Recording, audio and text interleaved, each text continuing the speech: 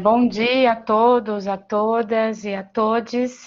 É com prazer que hoje, no dia 13 de março, a gente inicia mais uma atividade do circuito de ciclo de palestras aí organizado pelas docentes do curso de psicologia do CEUNSP. Imagino que tenhamos alguns membros e membras presentes que não façam parte da comunidade CEUNSP, mas sintam-se todos e todas bem-vindos ao evento. É com grande prazer também que eu recebo Diene e Jéssica, minhas colegas psis, nossas ex-alunas, para então iniciarmos essa atividade, reflexão, nesse mês em que comemoramos o Dia Internacional da Mulher, mas com muitas reflexões, muitas lutas, inspirações, autopercepções, e por que não falarmos de mulheres inspiradoras, né? Então, meninas, passo a palavra a vocês e me coloco à disposição para qualquer suporte e necessidade ao longo da atividade, tá bom? Ótimo. Posso Com isso, iniciar, eu Jé? desligo o meu Pode microfone, iniciar. pode. Bom Eu dia, desligo meu microfone e pessoal. minha câmera. Deixa eu abrir minha câmera aqui para dar um oi.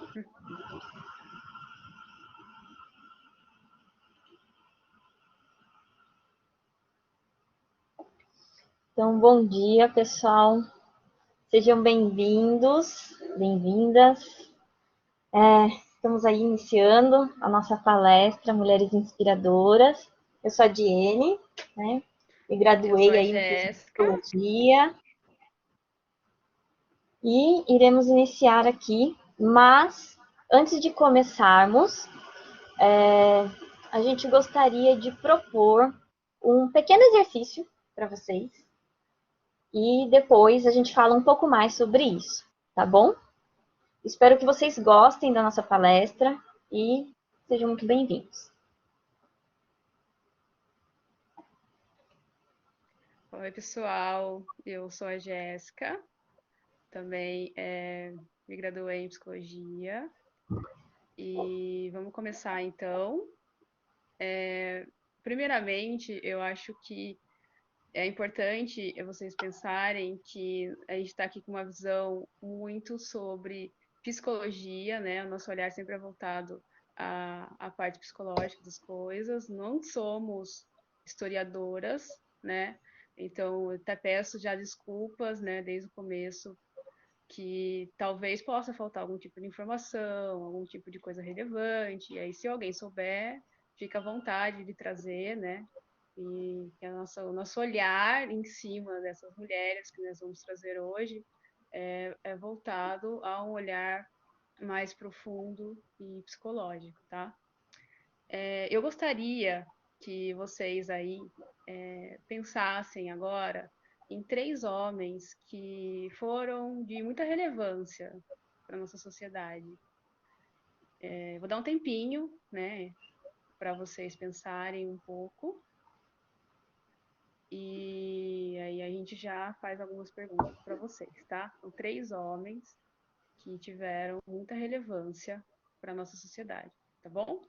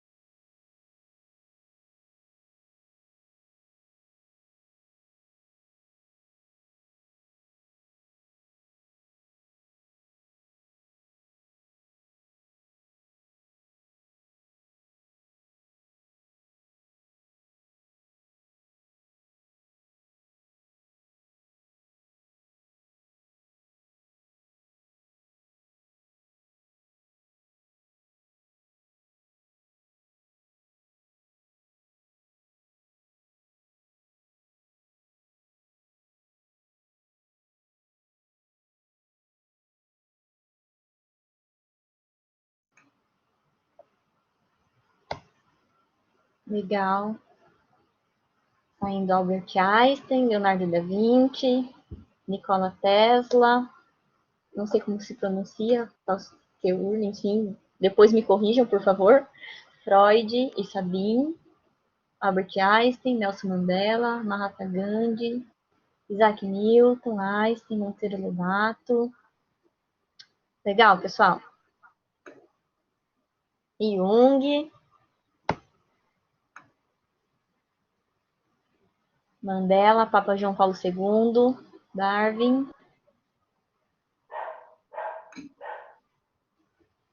Freud, Heidegger, Oswaldo Cruz, Skinner, Santos Dumont, Einstein, Darwin.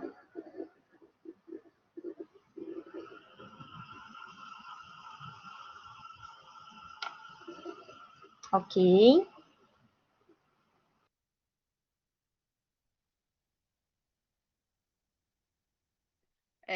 Agora, eu gostaria que vocês pensassem em 3 mulheres que também tiveram muita relevância e contribuição para a nossa sociedade.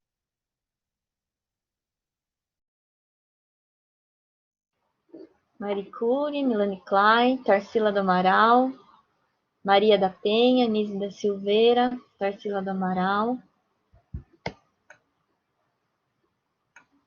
Edila Mar, Florence, Virgínia, Marielle Franco, presente, Chica da Silva, Tarsila do Amaral, Nise, Malala, Madre Teresa, Anne Frank, Cora Coralina, Frida, Nise, Madre Teresa. O pessoal tá afiado aqui, hein?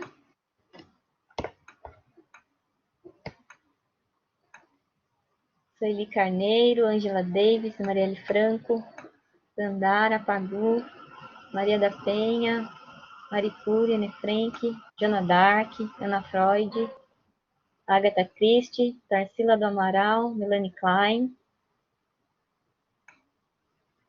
Lila Gonzalez, Simone, Angela Davis.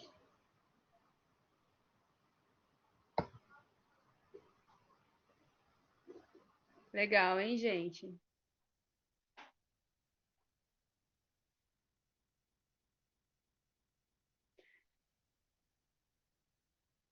Teresa Dávila, Elza Soares, Dilma, Imperatriz Leopoldina. Madre Teresa, Dandara.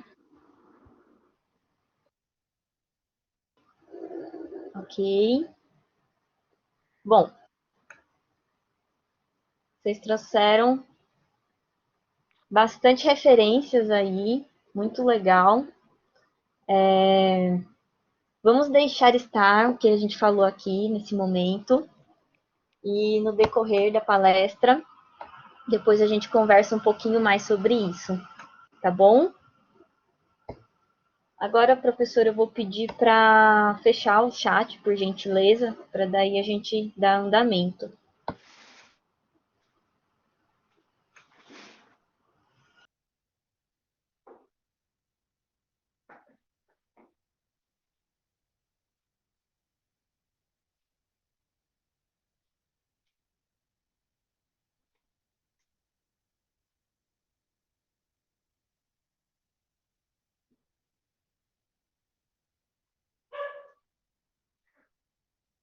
Pode dar continuidade? Obrigada, professora. Certo.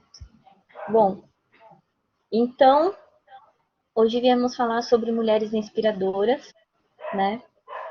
E importante que a gente não é historiadora, a gente é psicólogas, enfim.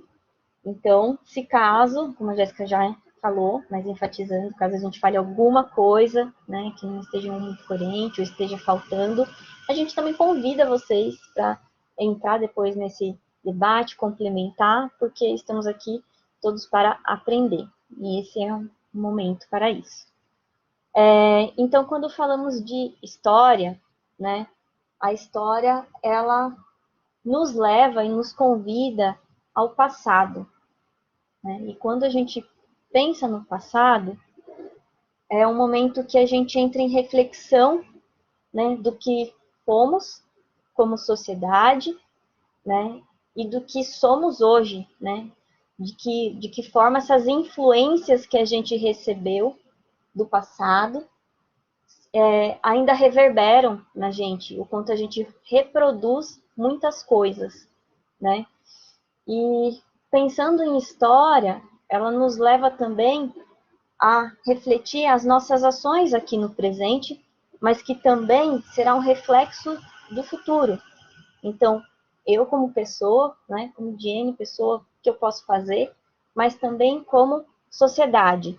E hoje a gente está falando como sociedade brasileira, né? Iremos falar sobre 5 mulheres brasileiras, tá? Que foram à frente do seu tempo. Quando eu falo à frente do seu tempo, porque em dada época em que elas viviam, existiam muitas restrições. Hoje ainda como mulher a gente tem algumas ainda, né, como luta, mas se formos pegar em linhas de história, existiam muito mais restrições e, e é muito interessante ver como elas desafiaram e ultrapassaram esses limites pelos seus ideais, pelos seus sonhos, né? Então, por isso é tão importante falar e trazer a representatividade destas mulheres. Tem uma coisa que, assim, me fez refletir muito quando eu fui estudar sobre essas mulheres, é que a gente sempre aprende, né, que o sonho do o oprimido é se tornar um opressor no futuro. E essas mulheres não se tornaram isso, e pelo contrário, elas deram a cara a tapa, em pleno sofrimento, dor, às vezes, sofrimentos psicológicos, físicos, né? E elas foram lá e contribuíram muito para a sociedade na época e que reverbera para hoje, para nossas vidas de hoje, para as liberdades que nós mulheres temos hoje, graças a muitas mulheres, né? Hoje a gente vai trazer só algumas, uma pequena parcela, Uhum. né? E vamos começar.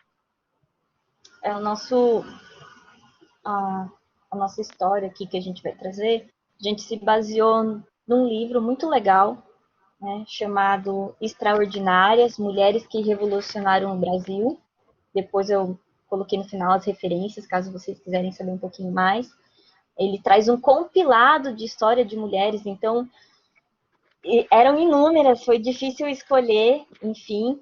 A gente acabou trazendo ainda um pouco as mais conhecidas, mas mesmo assim, a gente acabou fazendo uma enquete, né, nas redes sociais, colocando apenas a foto delas, né, sem colocar o nome, e perguntando se as pessoas conheciam ou não, e muitas pessoas não conheciam, né? A maioria das pessoas não conheciam essas mulheres, mesmo sendo mulheres que são até bem faladas, assim, né, são mais conhecidas, mas, enfim. Então é um convite à reflexão também, a se pensar, porque não falamos, né, de mulheres, né, que revolucionaram, que trouxeram grandes feitos. A gente está aqui num curso de psicologia, a gente estuda muitas coisas, estuda muitas pessoas, então a gente tem um conhecimento, mas se a gente for pegar de um público geral, a gente vai percebendo que não é todo mundo que conhece muitas histórias referente a mulheres. Mas enfim, não vou me delongar muito, vamos começar a apresentar as histórias, porque provavelmente vocês, como a gente, vai admirar e se inspirar. E depois conversamos mais um pouquinho, tá bom, pessoal? Então, bora lá.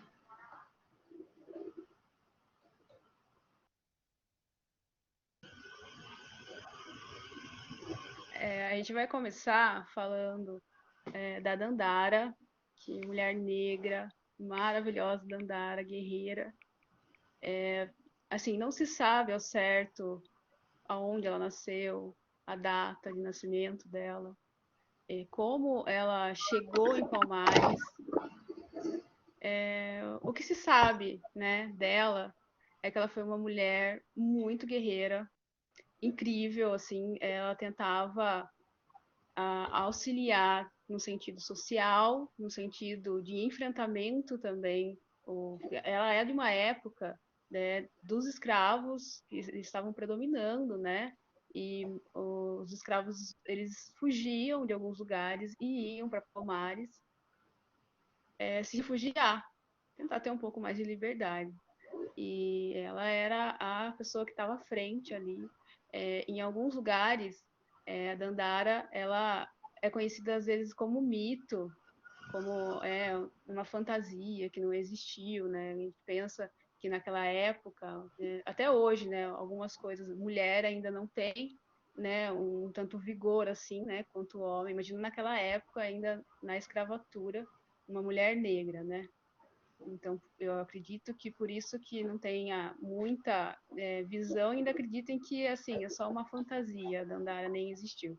Ela foi casada com Zumbi dos Palmares, que eu acredito que algumas pessoas conheçam, ou já até ouviram falar de Zumbi, que também foi um cara muito importante, é que a gente não está aqui para falar dele, a gente está aqui para falar dela, das mulheres. E ela também, à frente, né, do seu tempo, tentou lutar por liberdade, né, tanto das pessoas que estavam em Palmares, quanto das pessoas que chegavam. E tem uma coisa assim muito importante que aconteceu na época da Dandara, que o tio de Zumbi fez um acordo, né, com as pessoas ali, né, para que não fosse mais perseguido as pessoas que estavam em Palmares, que eles tivessem liberdade, que, né, eles conseguissem viver no meio social, comprar suas coisas, né? E o tio de Zumbi fez esse acordo, né? E para ficar tudo em paz, as pessoas de Palmares não seriam mais perseguidas. Porém, Dandara, quando ela soube disso, ela ficou assim muito transtornada, porque como assim? E as pessoas que vão chegar depois, né? Então, só essas pessoas daqui vão ser privilegiadas, né? Com a liberdade, que na época é um privilégio para quem era negro, né? Então, ela também fez uma revolta e Dandara sempre à frente de tudo, e nisso teve uma guerra e ela tinha 3 filhos com o Zumbi nessa época, ela viu os 3 filhos serem mortos na sua frente, e fugindo, né? Fugindo, ela viu um penhasco, um barranco, né? Cada lugar fala de um jeito, a gente não sabe ao certo. E ela se jogou para não ser pega. Então, a morte de Dandara em 1694 foi assim. No meio da guerra, ela resolveu se jogar para não ser pega e não ser escravizada de novo, porque ela não concordava que algumas pessoas só poderiam ter a liberdade e os outros não. Palmares, na verdade, esse lugar foi dado esse nome de Palmares porque era um lugar distante e tinha palmeiras, muitas palmeiras, que também funcionava como um sentido de escudo e proteção para eles, né? É uma colônia que ficou, acho que tinha 30 mil pessoas moraram em Palmares, Na mais ou verdade, menos, alguns dados trazem. Pode falar, é Di. só um adendo, Jé. Na verdade, o quilombo, né, dos Palmares, ele chegou a acolher mais de 30 mil pessoas, né? E foi um dos quilombos mais importantes aí no Brasil. O que mais resistiu ao tempo, né? O quilombo dos Isso. Palmares. E assim, basicamente, né, a gente também não vai se prolongar muito a falar sobre a história de vida, né, que foi fantástica. E a gente quer trazer muito com Dandara que ela enfrentou. Ela era uma pessoa que ela sabia lutar capoeira, ela sabia montar uma arma, ela lutava, ela enfrentava, e ela estava ali pelos outros. Ela foi uma pessoa assim incrível mesmo. E a visto de curiosidade, né? Como uma forma de resgatar a história da participação feminina na luta contra a escravidão, a Assembleia do Rio de Janeiro aprovou em 2016 a inclusão no calendário estadual o Dia de Dandara e da Consciência da Mulher Negra, no dia 6 de fevereiro. Eu não sei se vocês sabiam, mas existe essa data comemorativa aí. Então, falar sobre Dandara é falar sobre muitas lutas, né? Muitas lutas referente a um sistema escravocrata aí que existiu no Brasil, que foi o último a terminar. E Dandara é vista como uma guerreira. É muito Ela é a interessante que rainha dos Palmares. quando a gente foi pesquisar sobre Dandara, né, traz muito essa discussão de Dandara existiu? Não se sabe, porque realmente não existe registros escritos, até mais por causa da época, se a gente parar para pensar, e pensando que ela era uma mulher negra escrava, né, o quanto esse silenciamento e essa invisibilidade dela era bem maior. Então, o que é trazido da história de Dandara é por histórias faladas, né? Por pessoas que vão contando um para o outro e vai se tornando. E por isso que falaram que Dandara era uma lenda, né? Não era uma fantasia. Mas, se for uma lenda também, precisamos falar dessa lenda, né? É muito importante a gente trazer essa visibilidade da mulher negra. Bom, agora iremos trazer uma próxima história. Espero que vocês tenham gostado de Dandara. E se caso vocês conheçam, porque muitas pessoas citou ela aqui, né? E quiser depois complementar alguma coisa, trazer alguma coisa no final, a gente está aberto, tá bom? Então vamos lá.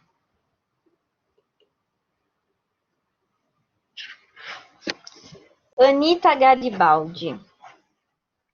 Gente, eu acho que vocês conhecem a Anitta, né, gente? Teve até minissérie na Globo de Anitta.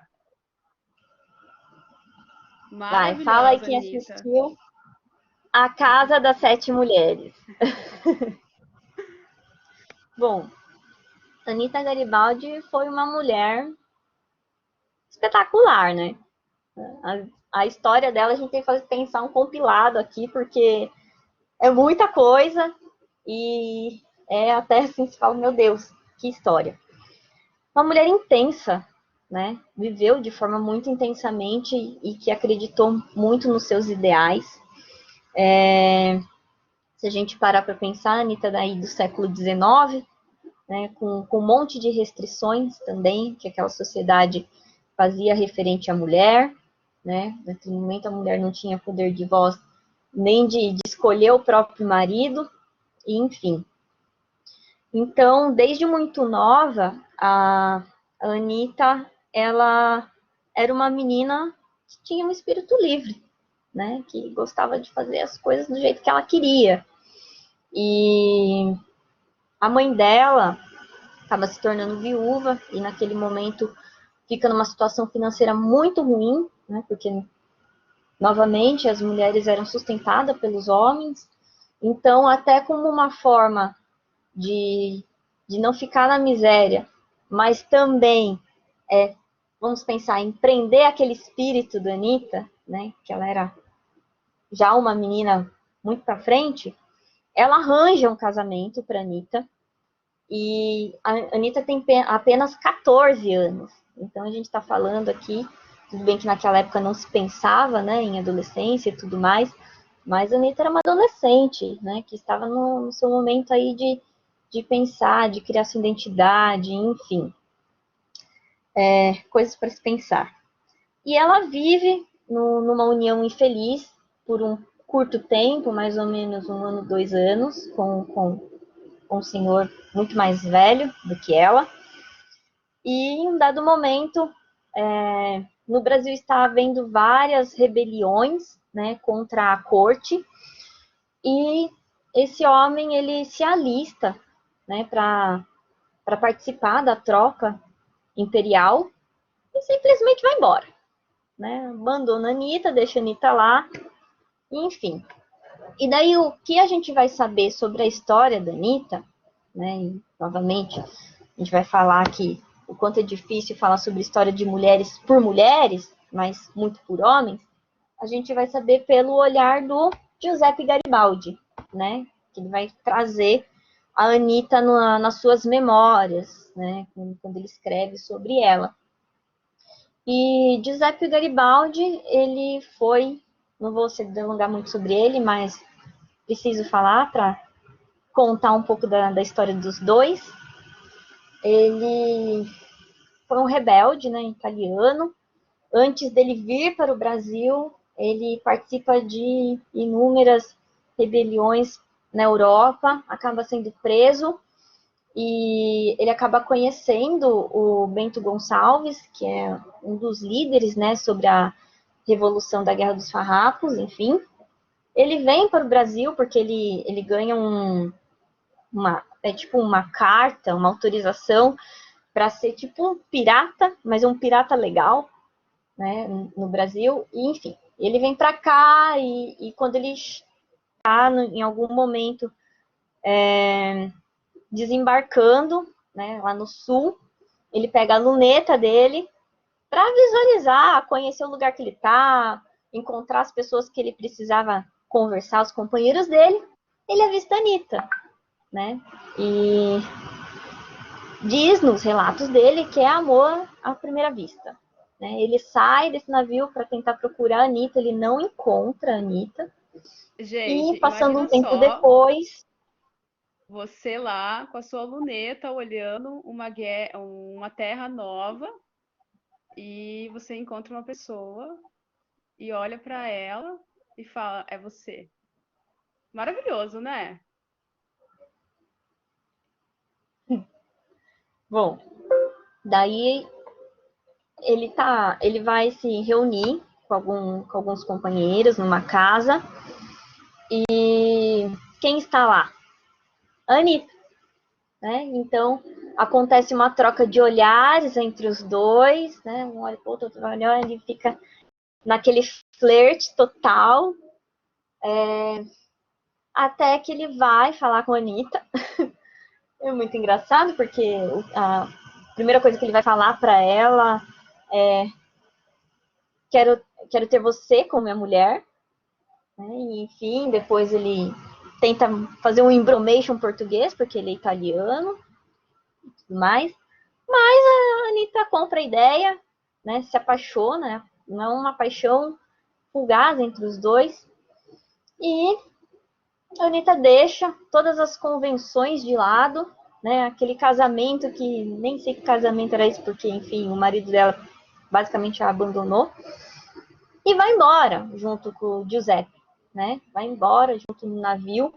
E já no primeiro momento que ela está no navio, ela já é, vamos dizer, batizada como combatente, né? Porque acontece um momento de combate ali. E ela participa de forma ativa, né? A Anitta, ela vai lutar junto com o Giuseppe. Então, ela vai manusear arma, canhão, né? Ela é tida como uma pessoa que manuseava muito bem as armas, que cavalgava muito bem. Então, era uma combatente aí, né? E eles vão participando de inúmeras rebeliões que vai se explodindo ali no sul, né, com a Revolução da Guerra dos Farrapos. Falando um pouquinho, mas bem pouquinho, sobre a Guerra dos Farrapos, ele acontece no momento em que os estancieiros, né, que vendem o charque e tudo mais, começam a pagar impostos muito, muito caros para a corte, né, para a corte imperial, e eles começam a tentar uma negociação primeiro com a corte em relação a isso, porque em outros estados os impostos estão bem menores, até o próprio Uruguai, né, que faz essa exportação do charque, também pagava muito menos do que os estanceiros do sul. Eles tentam uma negociação, não dá certo, e aí começam basicamente uma guerra civil, e eles tentam também pedir, né, o direito da república, eles tentam separar e virar um país aí. Mas enfim, a Guerra dos Farrapos não dá muito certo, eles acabam sendo derrotados, na verdade, e a Anitta vai participando dessas rebeliões, vão ganhando, vão perdendo, e eles começam a ganhar muita repercussão. Anitta e Giuseppe, né, começam a ser muito conhecidos e muito perseguidos pelas tropas imperiais. E em dado momento ela tem duas fugas muito extraordinárias. Né? Teve um momento que ela está participando de uma das lutas mais sangrentas que teve, e quando finaliza eles perdem, ela é presa, e quando ela está ali presa, ela pede, né, para as tropas liberarem ela para olhar no campo, porque existiam muitas pessoas mortas, para olhar se ela encontrava o marido dela. Daí a gente não sabe se a Anitta já estava pensando numa fuga ou se realmente ela queria procurar o Giuseppe, enfim. Mas, nesse momento, ela foge. Na verdade, em vez de ela procurar o marido ali, ela acaba fugindo, e ela vai fugir a nado, né, num rio lá do sul, extenso. E depois que ela foge a nado, ela vai parar, acho que no Rio Grande do Sul, se eu não me engano, e encontra Giuseppe, né, que já havia fugido há um bom tempo primeiro do que ela. Então, pensa só, naquele momento que não existia nem internet, não existia WhatsApp, nada, e ela foi lá, né, passou a nado, chegou no Rio Grande do Sul e encontrou o Giuseppe. Bom, e daí, quando o Giuseppe começa a perceber que a guerra vai ficar perdida, ele pede para Bento Gonçalves liberar ele, né? E daí ele é liberado, enfim, eles fogem para o Uruguai, né? Porque, novamente, eles acabam sendo muito perseguidos, então a Anitta e o Giuseppe vão para o Uruguai. Eles se casam lá, porque o Uruguai era liberado, não tinha nenhum problema, né? Tem um outro casamento, apesar da Anitta ser casada no Brasil, enfim. Eles se casam, tem o primeiro filho, né, o Menotti, né, que não tem nada a ver com a dupla sertaneja, gente, mas enfim. E no 12º dia, né, de quando ela dá a luz do Menotti, ela é encurralada pelas tropas, novamente, na casa dela, e ela pega o filho dela, foge, pega um cavalo e foge com o cavalo e com uma arma e vai para o meio da floresta. E fica 4 dias lá com a criança, né, tentando sobreviver ali, até que ela novamente reencontra Giuseppe, que também já havia fugido. E daí a gente fica pensando, né, a mulher tinha acabado de dar à luz, basicamente, estava com um recém-nascido, o Menotti ele nasce também prematuro, e quanta força, né, dela de fugir, de sair dali, enfim, com a criança no colo. E isso é muito interessante porque quando ela vai para a Itália, não vou falar um pouquinho agora, mas tem uma estátua dela, não sei se vocês conhecem, já viram a estátua, mas a estátua da Anitta, num cavalo, com a criança no colo, né, e na outra mão com uma arma. Tem música gaúcha sobre isso também da Anitta, né, incrível. Bom, e depois que eles ficam no Uruguai, eles acabam tendo mais 3 filhos aí. Como a situação acaba ficando muito complicada para eles, eles vão embora, vão para a Itália, né, vão morar em Nice, que é onde o Giuseppe nasceu. A Anitta vai ficar com a família, né, do Giuseppe. Naquela época, Nice pertencia à Itália, hoje em dia pertence à França, enfim. E lá está explodindo um outro movimento, uma outra revolução, que é a da unificação italiana, que não sei se é estados, enfim, me perdoem que eu estou falando aqui, mas eles eram todos separados, né? Enfim, existiam o ingleses, enfim, que tomavam aquele local. E eles tentam se rebelar também. Então, o Giuseppe ele vai lutar pelo direito da unificação italiana, que vai acontecer muitos anos depois só. E ele vai lutar por Roma, né? Então, a Anitta e o Giuseppe eles são muito conhecidos em Roma, muito conhecidos mesmo. E a Anitta, né, não contente, ela vai junto. Ela fica um tempo com a sogra dela, mas depois ela vai atrás e ela vai para combate também, né? E eles acabam tendo que fugir, se refugiar inúmeras vezes. E nesse momento a Anitta está grávida novamente, então ela acaba ficando um pouco mais frágil e fica doente, né? Até pensar nas condições em que ela estava vivendo, porque eles entravam em muitas florestas, enfim, e, né, a comida também era muito escassa. E a Anitta, ela fica desnutrida e começa a ficar com uma febre muito forte. E, infelizmente, a Anitta falece com 27 anos. Em alguns escritos históricos fala que foi 28, mas fica entre 27 e 28 anos. A Anitta falece e o Giuseppe não consegue nem enterrar o corpo dela, porque, novamente, ele está fugindo. E só 10 anos depois é que ele volta para buscar o corpo dela, né, para enterrar a Anitta. Mas Anitta, ela fica conhecida como uma heroína, né, tanto pelo Brasil como na Itália, né, uma mulher incrível, assim. E isso é um pouquinho da história da Anitta, porque tem, eu falei bem compilado mesmo, mas tem muitas coisas, e daí tem série, enfim, tem filme. Se vocês derem um Google aí sobre Anitta Garibaldi e procurarem também no YouTube, tem bastante coisa sobre ela. E daí eu coloquei aí a frase da própria Anitta, né? Que é: não tenha medo de viver, correr atrás dos sonhos, tenha medo de ficar parado. Né? E foi exatamente o que a Anitta fez.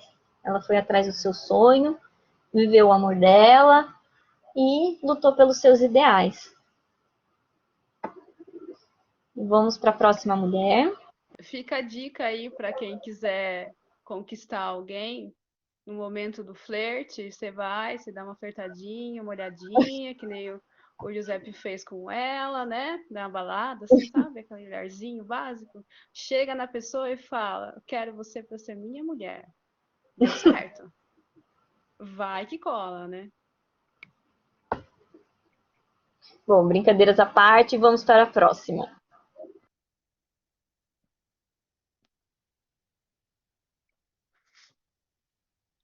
Então vamos falar de Chiquinha Gonzaga, maravilhosa. Foi uma pessoa assim que ela nasceu, né? A mãe dela era filha de negros, né? O pai é louro, de olhos claros. Na verdade, não é bem o pai, é a pessoa que teve ela como filha, que era casado com a mãe dela. E desde pequeno ele já colocou ela para tocar piano e ela se apaixonou assim perdidamente por piano e só queria tocar piano o tempo todo, sabe? E isso foi maravilhoso, né? E depois ela trouxe muita coisa em função disso. Mas aí ela foi crescendo, né? E como, né, sempre na 1800, né? 1900, que foi, né, o tempo dela, ela também teve que se casar, né? Um casamento em que ela não estava contente, né? E Chiquinha sempre pensando em piano, em tocar, em compor, porque ela foi uma das pessoas que compôs muitas músicas, ela trouxe mais de 2.000 músicas. Uma delas é aquela "Oh, abre alas, que eu quero passar", que eu acho que todo mundo já deve ter ouvido no carnaval. mas muitas músicas mesmo. Ela foi uma pessoa assim muito incrível. E, enfim, como ela só queria tocar e a vida dela ela não tinha parâmetros para música, para teatro, ela não tinha preconceitos. O marido não aceitava isso, né? Então, o que ele fez? Ele largou dela, né? Ela largou dele e na verdade, eles tiveram filhos. E com isso, ela acabou até perdendo a guarda dos filhos, porque na época ele alegou que ela saiu de casa, né? E um machismo predominante, ela só conseguiu ficar com o filho mais velho.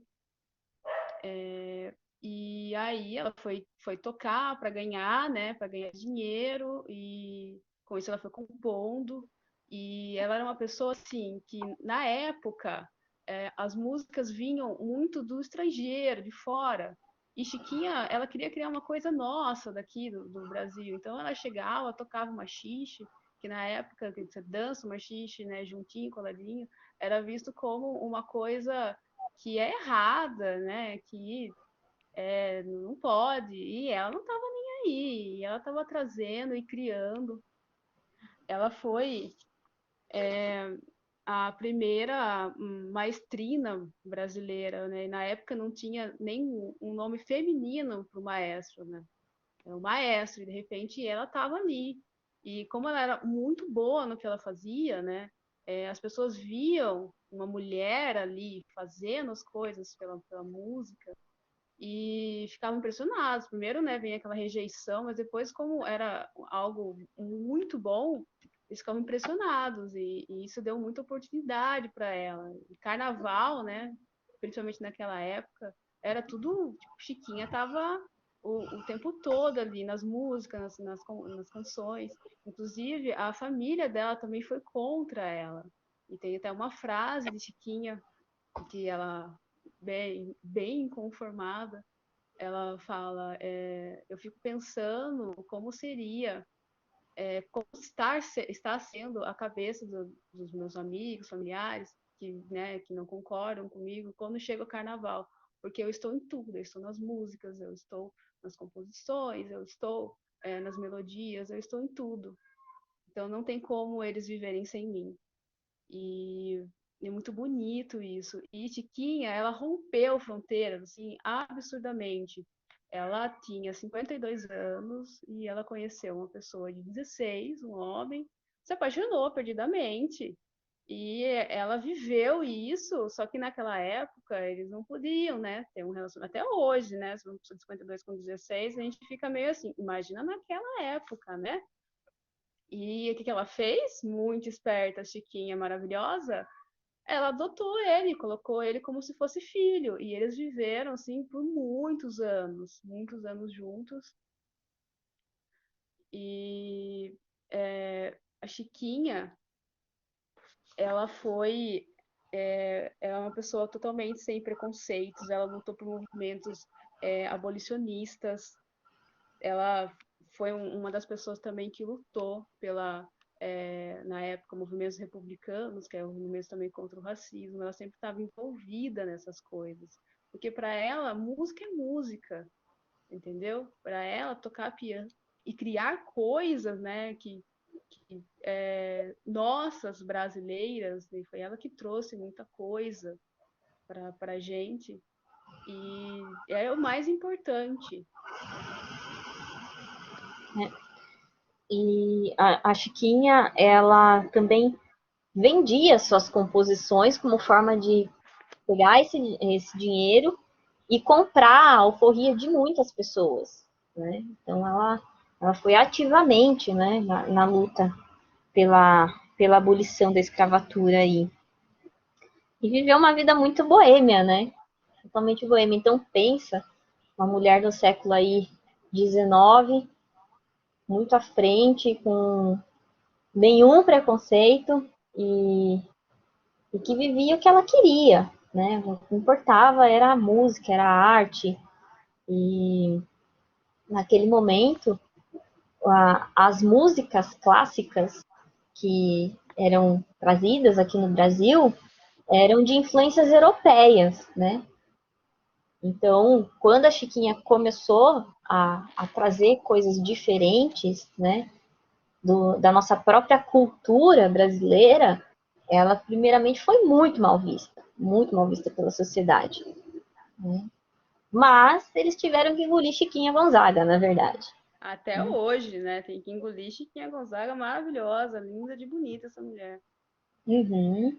Ela foi a artista também que lutou, né, pelos artistas terem o direito dos direitos autorais, porque quando ela começa a vender as composições dela, ou quando as composições dela começam a ser tocadas, por exemplo, na Europa, porque ela vai ter uma repercussão muito grande também na Europa e tudo mais, ela não tem nenhum ganho disso. Ela não ganha nada com isso. Então, tá lá fazendo sucesso com a música dela, mas ela não está ganhando nada financeiramente. Então, ela luta também ativamente, né, para ter esse direito aos direitos autorais. Enfim, se vocês pesquisarem no YouTube um pouquinho da Chiquinha Gonzaga, tem as músicas dela lá. Ontem eu fiquei ouvindo e fiquei na cabeça essa que é a mais conhecida, né, do Abre Alas, porque toca em todas as marchinhas. Então, Chiquinha tá aí vivendo nos carnavais. E é bem interessante porque a Chiquinha ela vai morrer justamente no momento que está havendo carnaval, né? Então, enfim. E outra coisa interessante que eu e a Jéssica conversamos bastante é sobre esse relacionamento que ela teve com um homem muito mais jovem, né, do que ela. E se pararmos para pensar, engraçado que as mulheres poderiam se casar, né? Mulheres, vamos pensar, meninas, casavam com 13, 14 anos com homens muito mais velhos, e isso era muito bem aceito, muito bem visto, né? Por exemplo, o pai da Chiquinha, que na verdade é o padrasto dela, ele prepara a Chiquinha para ser uma dama da corte. Era o que ele queria que a Chiquinha fosse, por isso que ela acaba estudando línguas, estuda música e tudo mais. E quando ele vê que ela já estudou o que era suficiente, né, ele arranja o primeiro casamento dela. Mas, enfim. E daí a gente pensa, né, agora ela, como só por ser mulher, não poderia se envolver com um homem mais jovem porque era uma coisa absurda. E ela precisou, para não ser mais pressionada do que ela já era, e nesse momento ela já estava fazendo muito sucesso, ela adota o rapaz como filho, né? Bem bizarro, mas para ver o quanto a sociedade influencia de forma ativa, né, nas nossas vidas e o quanto isso é triste para pensar. Um homem poderia ter o amor dele que ele quisesse, livre, e a mulher não, né? Ela precisava adotar o cara para poder viver às escondidas ainda, né? Porque só depois da morte dela, enfim, que daí descobrem que na verdade ele não era filho, era nada, né? Era o grande amor da vida dela. Enfim. E é muito interessante que eles só descobrem mesmo que eles eram um casal por conta de cartas que um mandava pro outro, né? Senão ninguém ia saber até hoje. Uhum. É isso. Se alguém quiser saber mais um pouco sobre Chiquinha Gonzaga, dá uma pesquisada aí também no YouTube, ouve as músicas dela, né, que são bem legais. E iremos passar aí para a próxima mulher.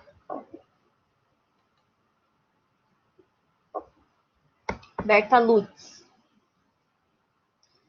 Bom, e falar de Berta, né?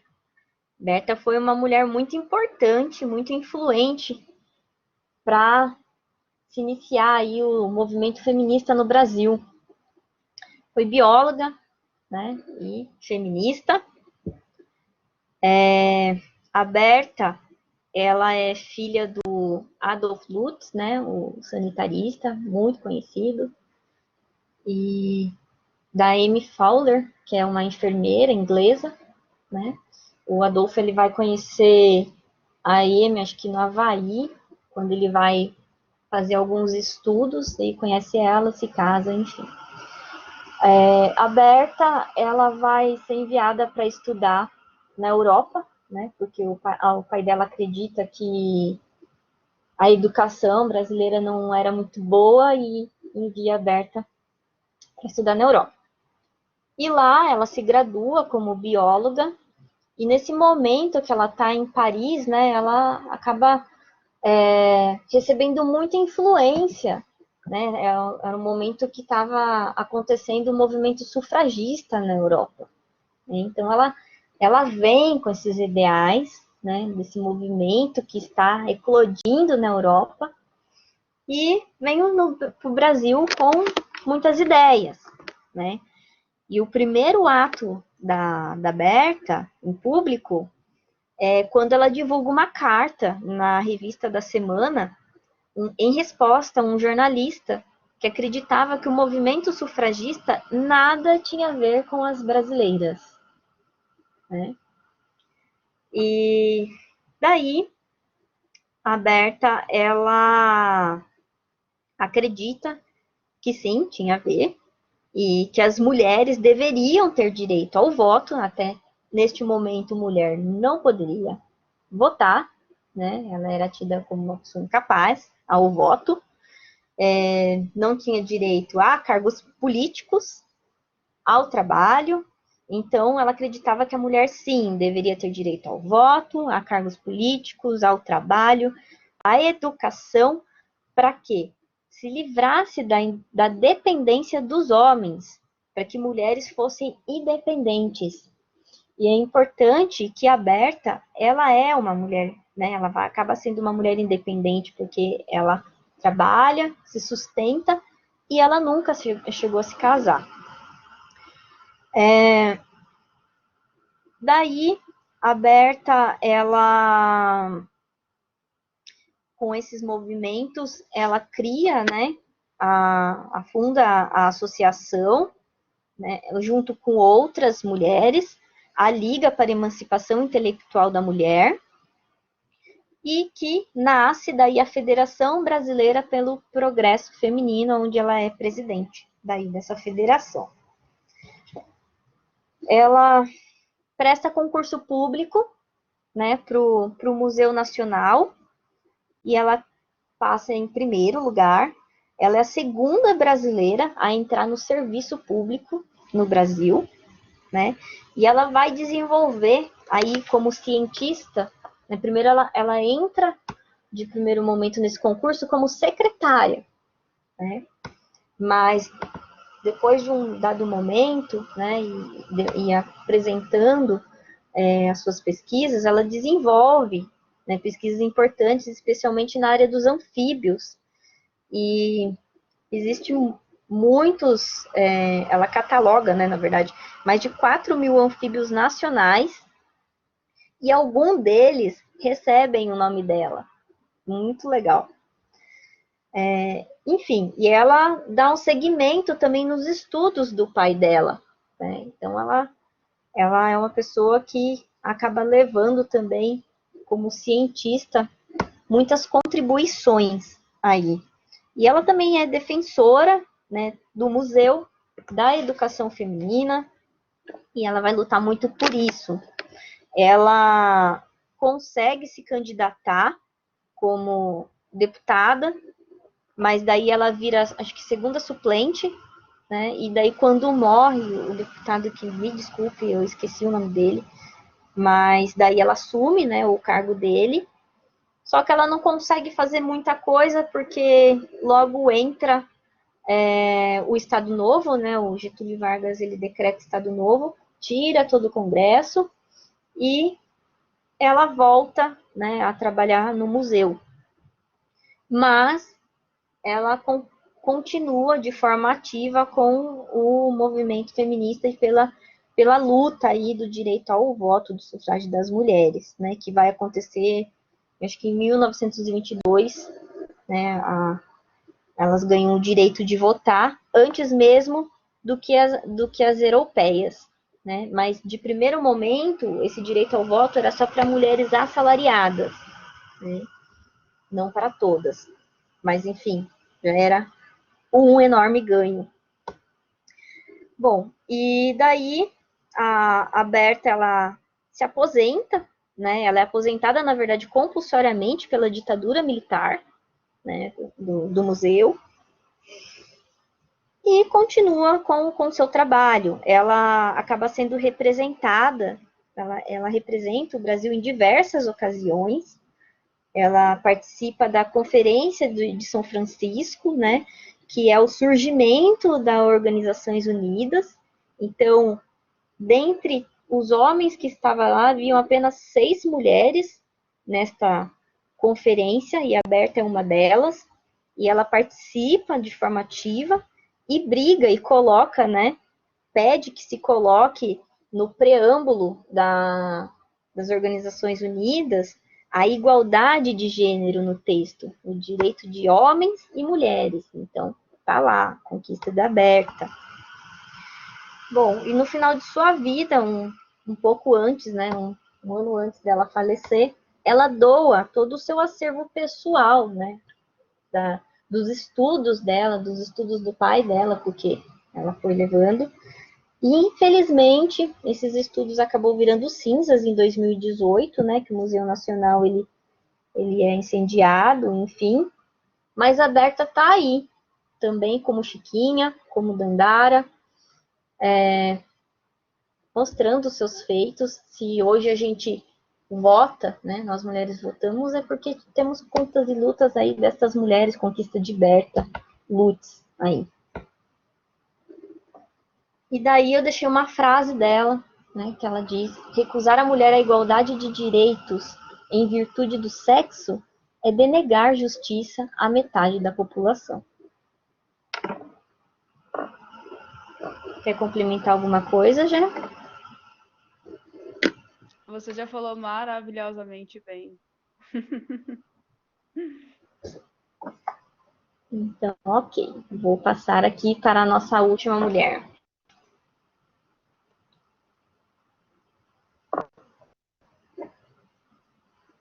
Ai, a Pagu, maravilhosa, a Pagu. A Pagu, desde pequena, ela já era uma pessoa totalmente diferente do que eram as mulheres da sociedade da época. Ela já pulava muro de escola, se os caras chegavam nela com ofensas, né, com machismo, ela já brigava com eles e falava palavrões. Na adolescência, ela usava um batom escuro, sempre teve essa característica dela, do batom escuro. E em um certo momento, né, também na sua adolescência, ela conheceu o Oswald de Andrade, que era casado com a Tarsila do Amaral, na época. E os dois se apaixonaram por Pagu, né? Que ela também tinha ideias muito revolucionistas, sabe? E eles começaram a conversar com ela e se entusiasmaram com ela. O que aconteceu disso é que o Oswald se apaixonou por ela e ela pelo Oswald.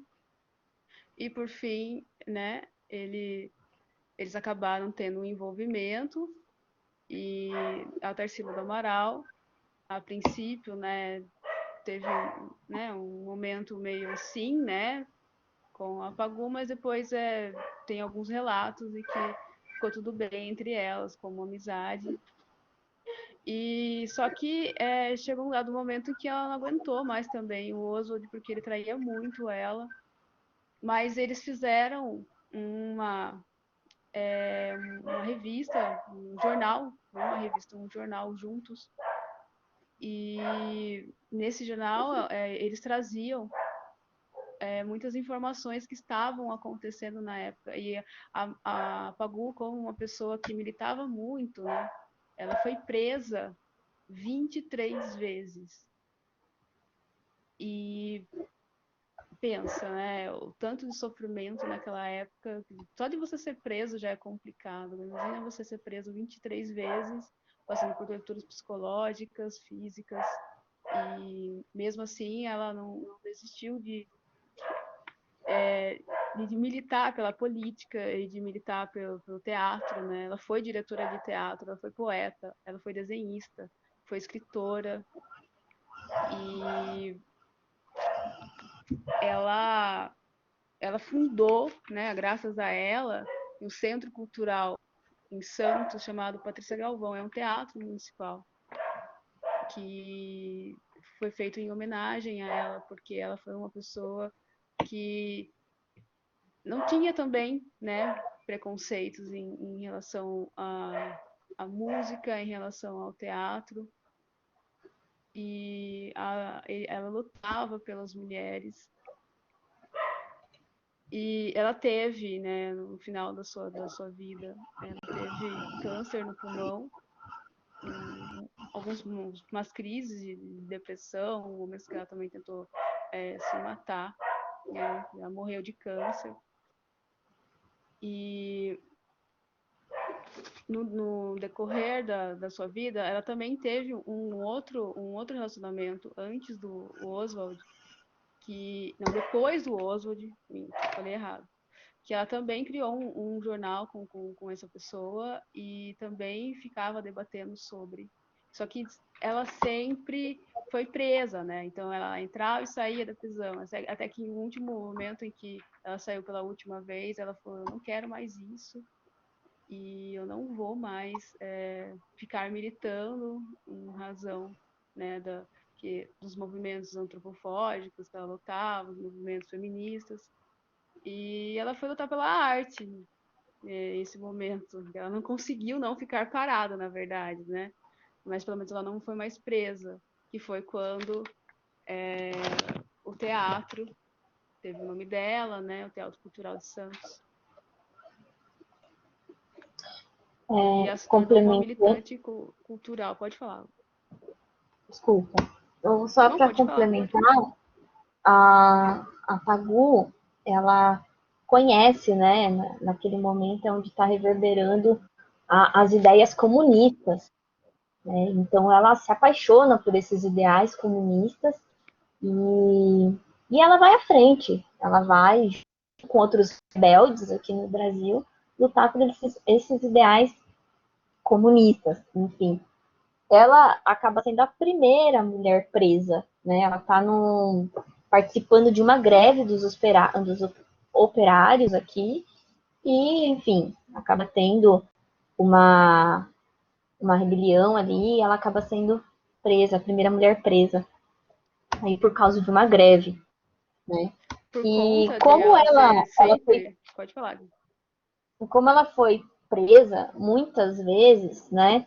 E ela era muito perseguida, né? Pela sua forma e pelo seu ativismo político, a Pagu tinha que usar muitos pseudônimos, né? Então, por exemplo, ela escrevia no editorial, escrevia no jornal, mas ela não usava o nome dela. Né? Ou usava Pagu, ou usavam outros nomes para não ser conhecida, né? Não ser reconhecida.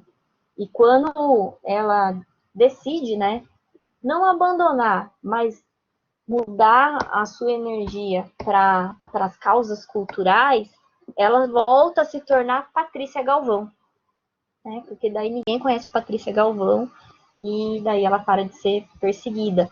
Ela vai para a Rússia, porque é um sonho, né? Naquela época de todo comunista era conhecer a Rússia, que era onde estava, né, eclodindo aquele movimento comunista lá, e ela se frustra porque daí ela vê que tinha muita gente morrendo de fome lá, né, muita gente sendo oprimida lá, e enfim, daí ela sai da Rússia e fica um bom tempo na Europa trabalhando como correspondente, né, em jornal, escreve, enfim, reportagens, porque ela falava várias línguas também, mulher muito culta, mas quando ela é capturada também em alguma rebelião ali na Europa, eles descobrem que ela está de forma informal lá e daí ela é deportada para o Brasil e é presa no Brasil. Enfim. Pode falar, Jé. Eu ia dar continuidade a isso, eu ia falar dos pseudônimos e também ia falar isso que você acabou de Ah, falar. então. Ela foi presa, mas pode ter problema. E a Pagu, ela tem alguns livros, né? Ela tem alguns romances, poemas, porque ela foi escritora também, então tem bastante coisa sobre ela. O próprio filho e o ex-marido também, eles acabam fazendo, acho que não sei se é um documentário, um filme sobre a história da Pagu. Ela também escreve um livro autobiográfico dela, então tem bastante coisa de acervo sobre a Pagu. Mulher muito importante e necessária, né? Enfim, essas foram algumas mulheres que a gente selecionamos para apresentar e acredito que a maioria de vocês já conhecia alguma coisa, mas como eu disse no começo, a gente fez uma enquete nas redes sociais e muitas pessoas não conheciam ela, né? E a gente começou a pensar um pouco sobre isso. Eu vou trazer complementando um pouco dessas histórias e também até para a gente entender o porquê algumas coisas eram tão difíceis naquele momento para aquelas mulheres que elas eram vistas como subversivas, né? Então, eu vou trazer uma linha do tempo, né, falando sobre a vida das mulheres aqui no Brasil.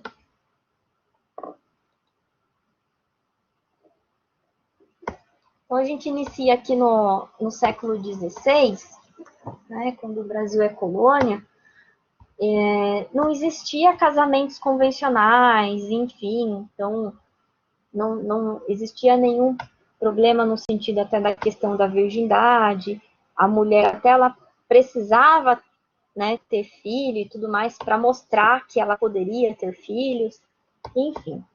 Né, então, entre aí o século XVI e XVII, não existia tantas convenções, né, e isso vai mudando, a gente vai percebendo que nessa linha do tempo vai haver progressos e retrocessos o tempo todo, né? Tudo para um enquadramento do ideal de sociedade, né? E daí, em 1726, é instituída a primeira roda dos expostos em Salvador.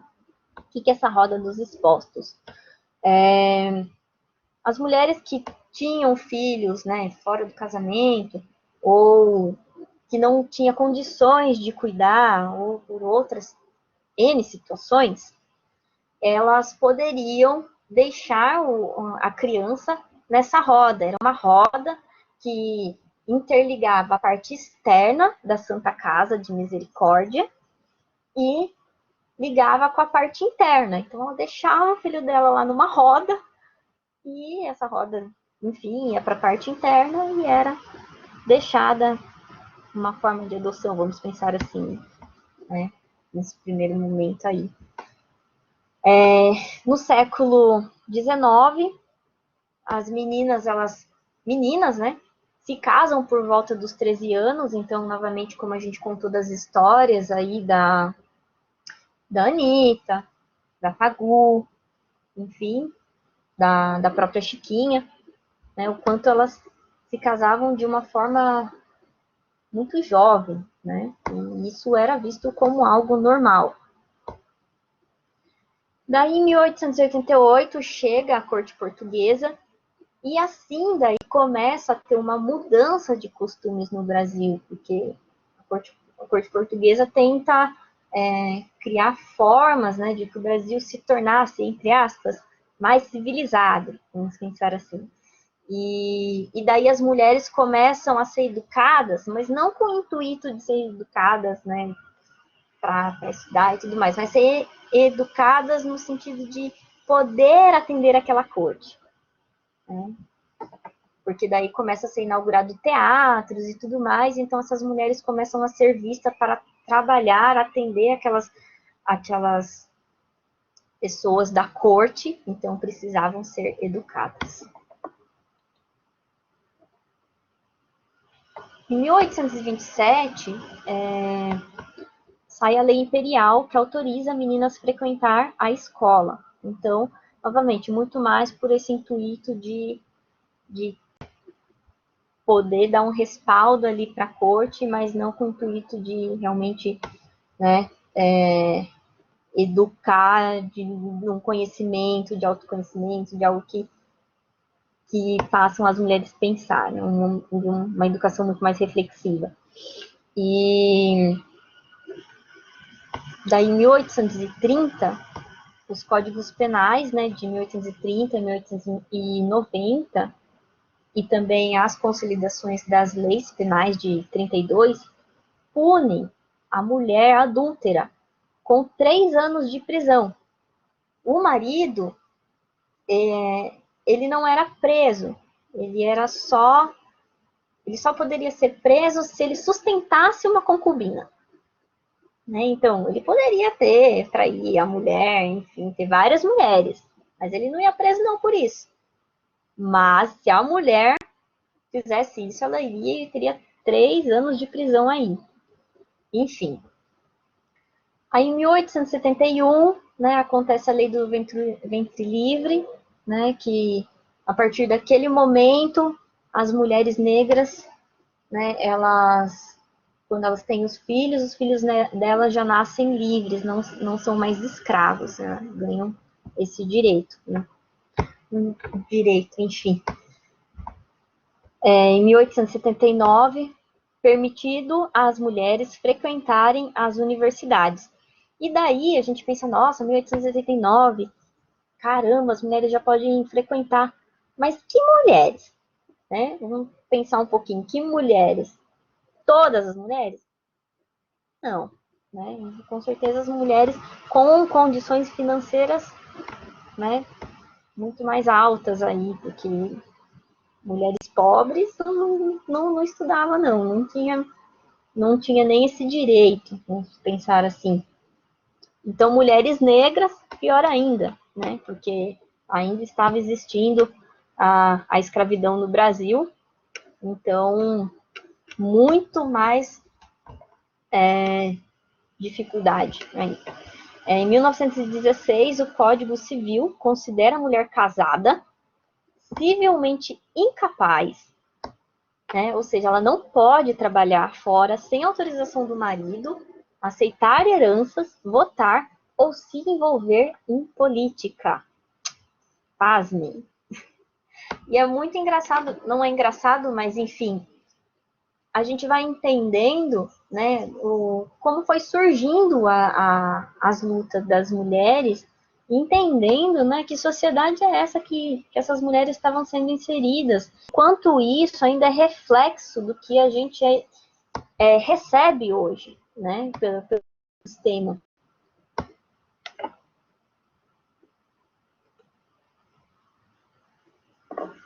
Em 1922, né, a Berta Lutz, como eu já tinha falado, ela funda a Federação Brasileira pelo Progresso Feminino, e ela com outras mulheres feministas vão lutar aí pelo sufrágio, né, das mulheres brasileiras.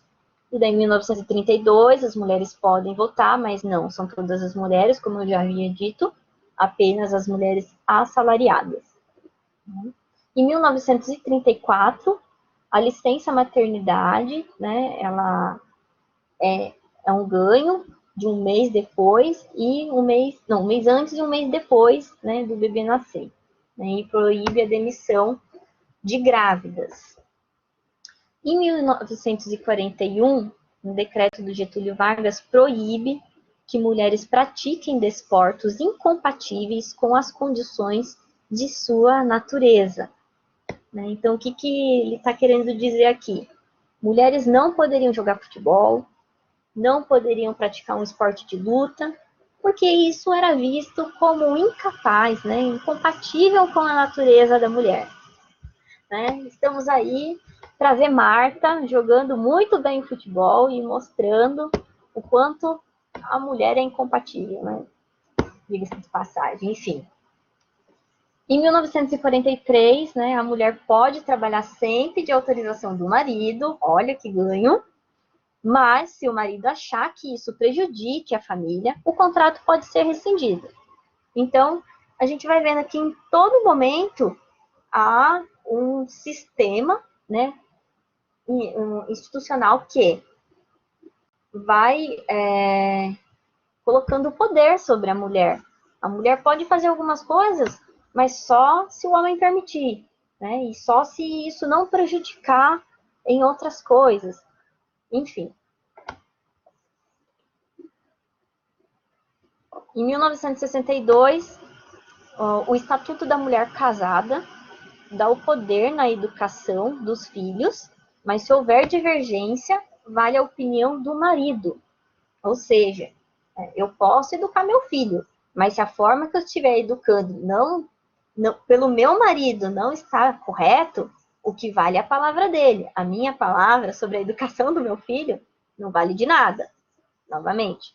Né? E aí é onde acontece a venda do anticoncepcional. Então, é interessante que a gente vai vendo, vai acontecendo alguns progressos, mas ainda vai acontecendo alguns retrocessos referente à mulher. Nos anos 70, o sobrenome do marido não é mais obrigatório, né? E porque até aquele dado momento, a mulher se casava e ganhava o sobrenome do marido. Ela perdia o sobrenome dela porque ela pertencia, né, ao marido. Então, ela ganhava o sobrenome dele. E nos anos 70, isso já não é mais obrigatório. E também é nesse dado momento em que a cor rosa começa a ser associada a meninas e azul a meninos. Então, a gente vai vendo o que a gente vê hoje, da onde foi surgindo, né? Em que momento foi surgindo essas ideias que foram reproduzidas ao longo dos anos e que a gente vai recebendo de influência. Em 1976, acontece o assassinato, né, da Ângela Diniz, né, e foi, né, um dos crimes que ganhou visibilidade na mídia. Então, é um momento que muda a forma como os crimes passionais contra as mulheres são encaradas, né, e desencadeia uma campanha nacional de que quem ama não mata. Né? Em 1976, o divórcio é permitido por lei, então não é num tempo tão distante, se a gente parar para pensar. Em 1985, criado o Conselho Nacional do Direito da Mulher, né, ligado ao MJ para combater a discriminação de gênero, e acontece aí a primeira delegacia especializada à mulher em São Paulo, isso em 85. Em 1995, é criada a lei de cotas, né, que obriga os partidos políticos a terem 20% de mulheres em chapas, né, e só em 2009 esse índice passa a ser 30%. Ainda não é nem a metade, né, e daí a gente vai ter uma palestra que as meninas vão falar um pouco mais sobre isso, enfim, então eu não vou me delongar. Mas, como a gente já sabe, existem ainda muitas mulheres em posições políticas aqui no Brasil. Em 2002, o Código Civil retira a perda da virgindade como justificativa de anulação do casamento e a perda da herança para as filhas. Né? E daí o homem ele pode adotar o sobrenome da mulher. Isso em 2002. Gente, em 2002 só, que é retirado a perda da virgindade como justificativa de anulação do casamento. É surreal, a gente está falando de 2002, século 21. Né? Enfim, e daí quando a gente começa a pensar e refletir o porquê tantos crimes e quantas violências contra a mulher vai acontecendo e vai sendo, como que diz? Vão sendo validadas, né? Vão sendo validadas pela própria instituição, pelas leis. Parando para pensar também que leis, a maioria das leis, né, foram criadas por homens, né? Então, que tem aí a manutenção de um sistema patriarcal. Em 2003, criada a Secretaria Especial de Política para Mulheres, que elabora planos nacionais voltados para as políticas de mulheres. Em 2005, o adultério deixa de ser crime, em 2005. Em 2006, a Lei Maria da Penha cria mecanismos, né, para aumentar o rigor da punição da violência doméstica. Enfim, Aí eu não vou delongar referente à Lei da Maria da Penha, porque a gente já conhece e provavelmente em outras palestras isso vai ser mais falado. 2010 a gente tem a nossa primeira presidenta eleita no país, né? Então aqui, entendo, eu não estou falando de partido político, nada disso, mas estou trazendo a mulher aí, né? Ganhando uma visibilidade, uma representatividade como presidente de um país. Né? Incrível. Em 2002, permitido o aborto, né, de fetos anencéfalos, então, ou seja, fetos que nascem sem o cérebro, pelo STF. E em 2015, aprovada a lei do feminicídio, incluindo como homicídio qualificado, ou seja, quando, né, tem a intenção de matar. Em 2016, o decreto de número 8.727, de 38 de abril, 28, desculpa, tá errado aqui, gente, foi mal, que reconhece o direito, né, de pessoas travestis e transexuais a usarem nome social e serem reconhecidas por todos os órgãos da administração. Então, isso foi um pouquinho, né, da linha do tempo, existia muito mais coisa, mas eu fiz um compilado aí, né, para trazer e até para a gente pensar um pouco sobre isso, pensar em quantas violências, né, nós como mulheres fomos sofrendo ao longo do tempo. E quando a gente fala de violências, a gente fala da violência do silenciamento, né, porque o tempo todo a mulher ela acaba sendo silenciada e invisibilizada, e validado isso em leis, né? E daí a gente pensa na importância de trazer a história de mulheres que não se deixaram vencer por essas convenções, por leis e costumes, e foram à frente disso, e lutaram pelos seus direitos. Quando eu peguei para ler as histórias e pensar um pouco sobre isso, eu voltei na minha própria história no sentido da educação. E em nenhum momento que eu tentei resgatar na minha memória, eu tive alguma aula, né, isso falando em educação básica, sobre mulheres. A gente ouve falar muito sobre Zumbi, a gente fala sobre Giuseppe Garibaldi, por exemplo, sobre feitos, mas muito mais de homens, né? E daí a gente pensa, se houvesse muito mais histórias contadas de lutas de mulheres, né, como que seria, né, a nossa sociedade hoje? Né? O que isso reverberaria, né, para as crianças, adolescentes, enfim. E isso a gente está deixando até como uma reflexão e até como vocês pensarem, trazerem como contribuições também para a gente, para pensarmos juntos, né, sobre isso, sobre a importância da representatividade. Aqui está nossas referências, né, que foi o livro que eu citei, quem quiser, ele tem um compilado muito legal das histórias de inúmeras mulheres brasileiras.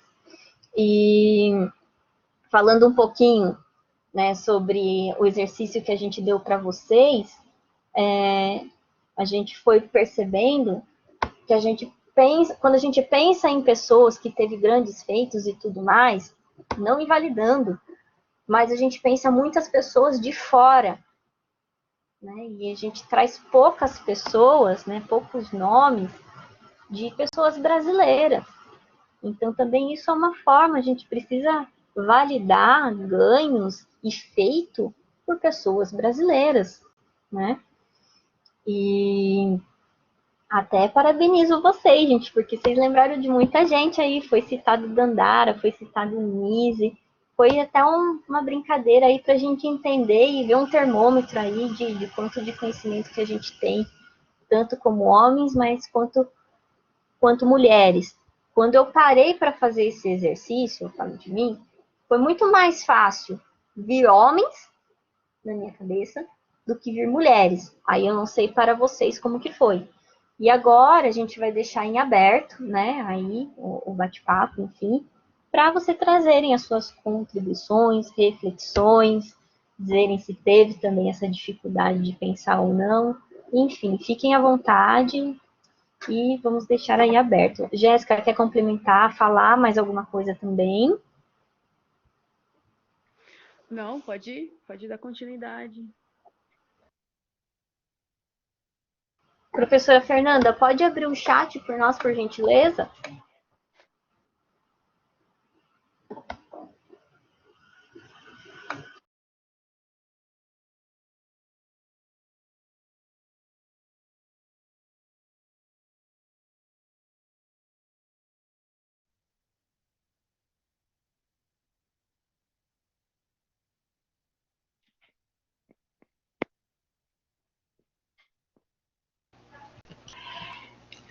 Diene, Jéssica, já está disponibilizado aqui o chat. O pessoal já está agradecendo, está dando devolutiva do conteúdo que foi muito bom, né? E quem quiser ficar à vontade para perguntar, compartilhar algo, é só levantar a mãozinha aqui também, e aí facilita a nossa comunicação, tá?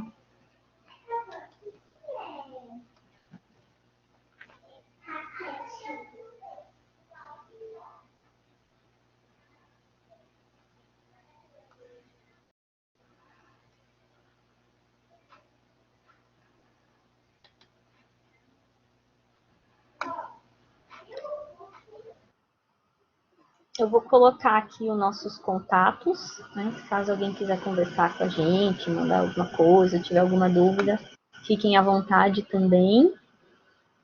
E agora eu estava lembrando. Pode falar, Kátia.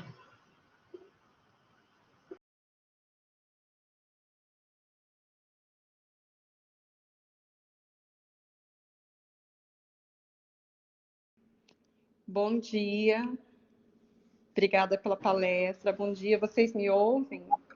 Sim. Bom dia, Kátia. Bom dia.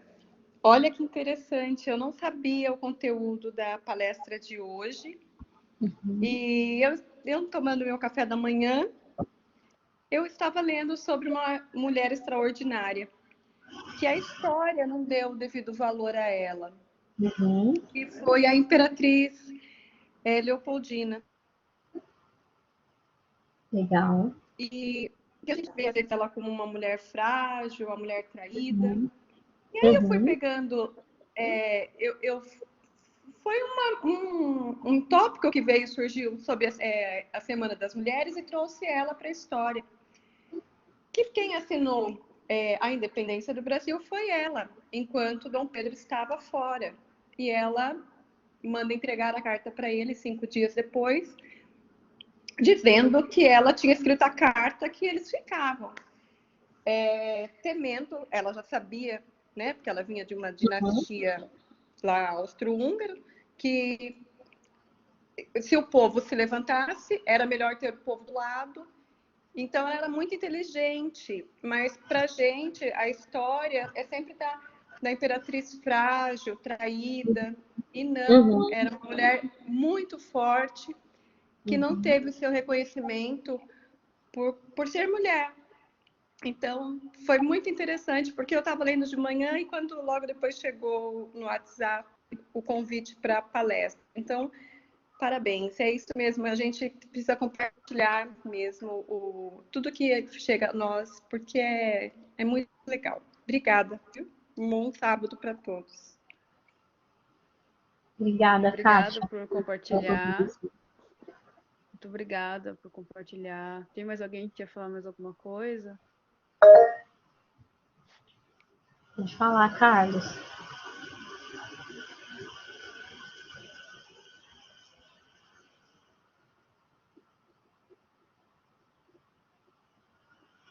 Carlos? É interessante, primeiro de tudo, parabenizar vocês pela palestra, foi muito boa, vocês trouxeram um conteúdo muito interessante historicamente para falar da importância da figura feminina na história do Brasil. E é interessante, aproveitando o gancho da colega que falou anteriormente, Uhum. É interessante quanto a gente percebe, por exemplo, três figuras muito proeminentes na história humana, em termos de projeção, em termos de tudo que construíram, foram três mulheres, que foi Elizabeth I da Inglaterra, a Rainha Vitória e a czarina, e a Imperatriz Catarina da Rússia. Então, quer dizer, o quanto essas mulheres mudaram a visão do mundo, né? E principalmente Uhum. a Rainha Vitória, porque até hoje nós temos muitos costumes que foram costumes da Rainha Vitória, que nem a questão do anel de noivado, ou seja, então é muito interessante quando nós olhamos que a gente não se dá conta, a não ser em momentos como esse, do quanto o feminino é importante na história humana. Até existe uma linha de pensamento que diz assim, que o homem é uma questão muito ciência, o homem traz a questão da razão, mas se não fosse a existência da mulher, porque a mulher é que guarda a história, né? Não existiria, nós não teríamos uma história humana, nós não teríamos a formação dessa visão, da lembrança, da memória, do que vocês trouxeram da história, do olhar para o passado. Isso tudo vem com a mulher. A mulher é que traz essa questão de guardar a lembrança, guardar as memórias, guardar a história humana. Então, realmente é muito importante isso que vocês fizeram, o desenvolvimento do trabalho de vocês foi muito importante, principalmente para relembrar isso, que a mulher guarda a história porque ela fez parte da história e por quanto dela é importante dentro do contexto da história. Parabéns a vocês duas. Muito obrigada, Obrigada, Carla. Carlos. É Mais importante alguém? também. Pode falar, Pode? já. Não queria falar do. Agora sumiu na minha cabeça. Enfim. Ah, lembrei. Eu ia mencionar, quando a gente estava fazendo a divulgação, né, dessa palestra, um amigo meu me enviou um contato de uma moça chamada Rafaele, que é de uma cidade vizinha, e que ela tem um trabalho sobre resgatando histórias, né? E que é basicamente isso que ela faz, ela conta histórias de mulheres, então até vou disponibilizar aqui o link dela, se vocês quiserem entrar e saber um pouco mais, ela vai trazer muito também essa questão das histórias e também da importância dessas histórias estarem no educacional mesmo, né? Nem vai falar da educação emancipadora aí de Paulo Freire, né? Por que não falar de mulheres na educação para trazer autoconhecimento, né? Para trazer a representatividade e um resgate aí do que foi e do que nós somos como mulheres, né? Alguém mais gostaria de falar, complementar, fazer alguma provocação, inquietação? Estamos aí.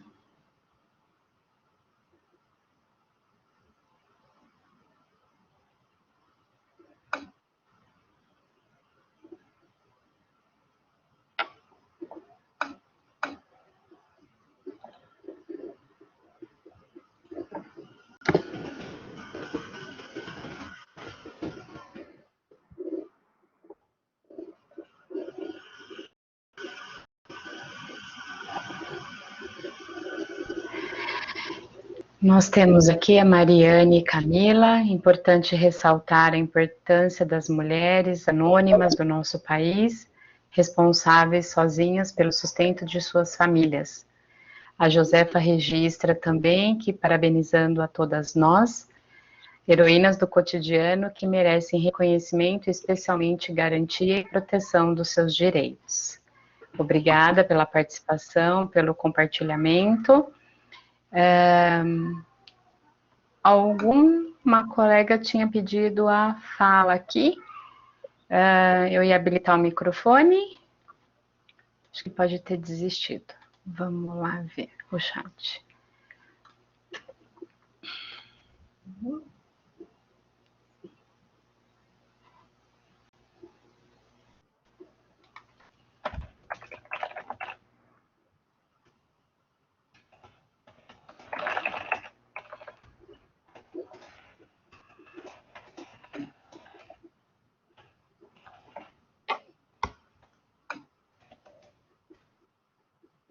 Alguma questão, reflexão, compartilhamento? O Carlos aqui sugere um livro, Mulheres que Correm com Lobos. É um livro muito bom.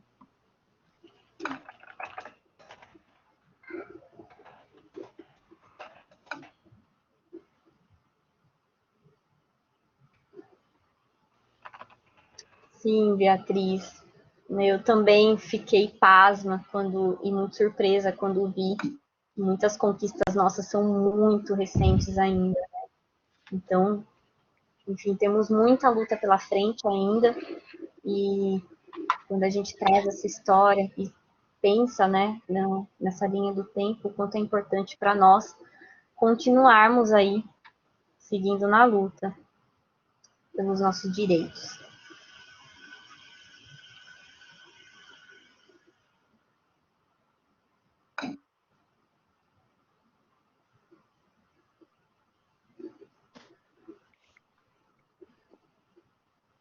Mais alguém, gente? Com alguma pergunta?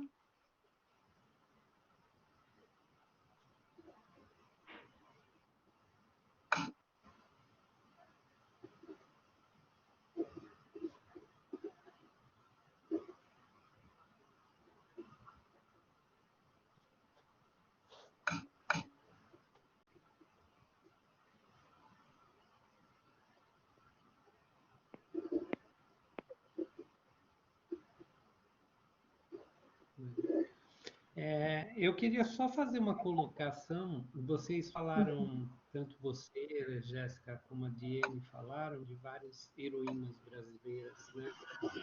E é interessante que a história nossa apagou uma pessoa muito importante, que foi Maria Quitéria de Jesus, que foi a primeira brasileira a entrar no exército para lutar a favor do país. Ela teve que se vestir de homem para entrar no exército e participar das forças revolucionárias que estavam lutando pela independência do país. Então, é uma figura assim, foi a primeira mulher militar no nosso país. Isso é importante lembrar, que nós tivemos essa mulher que, muito nova, com 17 anos, decide se vestir de homem e entrar para o exército para lutar pela libertação desse país. Isso eu acho muito importante destacar também. Essa figura é uma figura pouquíssimo conhecida na nossa história. Muito legal, Carlos. E complementando o que você falou, não da Maria Quitéria, mas da questão do exército, enfim, nas nossas pesquisas, verifiquei que apenas nos anos 80, né, que as mulheres ganharam o direito de entrar para Forças Armadas. Então, como você falou, a Maria Quitéria, ela teve que se vestir como homem para poder lutar, né, pelos seus ideais, pelo seu país, porque apenas por ser mulher, né, e apenas nos anos 80 que a mulher ganha esse direito também de poder fazer parte, né, das Forças Armadas.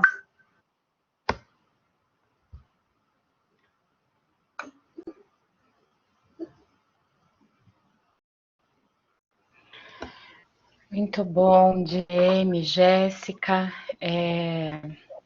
Vocês relatam histórias de pessoas, mulheres famosas, né, que teve o seu impacto social e essa repercussão, né, para as nossas vidas agora no século XXI. Vocês também finalizam com essa linha do tempo que vai dando esse panorama geral, esse panorama de conquistas, esse panorama de lutas, da qual a gente assume hoje, dia 3 de março de 2021, né? Então, eu quero dizer e agradecer, né? Acho que o pessoal vai deixando essa devolutiva para vocês aqui, do quanto foi importante, interessante, e ao mesmo tempo de forma que vai permitindo que a gente se aproprie, né, da nossa história, do nosso Brasil, né, das mulheres do nosso Brasil, e quando vocês registram a importância da gente trazer isso para outros espaços acadêmicos, né? Então, eu peço desculpas pelo barulho do meu celular, que deve estar ecoando aí para vocês, mas eu gostaria, assim, de agradecer, meninas. Não estou surpresa pela qualidade da apresentação feita por vocês, e, na verdade, eu estou surpresa do impacto que isso está gerando em mim, pessoalmente falando, né? Então, acho que pelo horário, pelo dia, né? Afinal de contas, a nossa manhã de sábado foi recheada com várias informações e de apropriações também, né? Então, eu quero agradecer a presença de vocês, meninas, pela organização do material, parabenizá-las, e também pela presença da parceria recheada de pessoas num sábado de manhã. Eu estou muito orgulhosa do envolvimento de vocês, dessa apropriação e dessa história que a gente vai construindo e reconstruindo, né? Então, agradeço imensamente, desejando a todos e a todas e a todas um ótimo final de semana, tá? Para o pessoal que teve dificuldade na inscrição, eu peço que permaneça aqui, que eu vou tentar fazer de outras formas. Tá bom, meninas? Passo a palavra para vocês irem encerrando também e fiquem à vontade. Também gostaria de agradecer a professora Fernanda aí pelo suporte, a Bruna, né, que chamou a gente, convidou para essa maluquice aí, que é participar desse primeiro ciclo e que espero que seja vários ciclos que vão acontecer no decorrer dos próximos anos aí, para falar, né, sobre a mulher, enfim. Eu me sinto muito feliz, muito lisonjeada de estar aqui nesse momento, estar participando dessa palestra, estar contribuindo com vocês, porque da mesma forma, quando eu comecei a fazer, né, a pesquisa sobre o estudo, me impactou bastante, reverberou em muitas coisas dentro, enfim, e só tenho a agradecer a vocês e ao público que estava aí nesse sábado participando de forma muito ativa também. Então, muito obrigada, pessoal. Muito obrigada mesmo. E obrigada à minha companheira Jéssica, né, pelas nossas reflexões e discussões antes, né, nos bastidores aí, para estar entregando para vocês essa palestra. Eu também quero agradecer a oportunidade, né? Para mim é um privilégio estar aqui fazendo isso. Também gerou muitas inquietações, né, no sentido de quando a gente começou a estudar sobre tudo isso e entender um pouco mais, né, a falta que faz dessa informação que deveria ser, ao meu ponto de vista e da Diane também, um conteúdo obrigatório, né, nas escolas. E agradecer muito, né, a Bruna por ter chamado a gente, a Fernanda por estar aqui no sábado, a todo mundo que está participando, né, sábado de manhã, né, coisa chata, né, ver uma palestra. E todo mundo aqui gostou, eu estou muito feliz com o feedback de vocês. Agradecer muito a Diene também, né, porque ela me ajuda muito em muitos aspectos e também na palestra. Obrigada, gente, por tudo mesmo, por estarem presentes e por participarem, né? Às vezes as pessoas não conseguem falar, têm dificuldade em se expressar, mas tenho certeza que tem muita gente aí com muita coisa, informação, problema dentro da cabeça, só não consegue pôr para fora. E é isso que importa, a inquietação que a gente conseguiu trazer hoje. Obrigada, gente.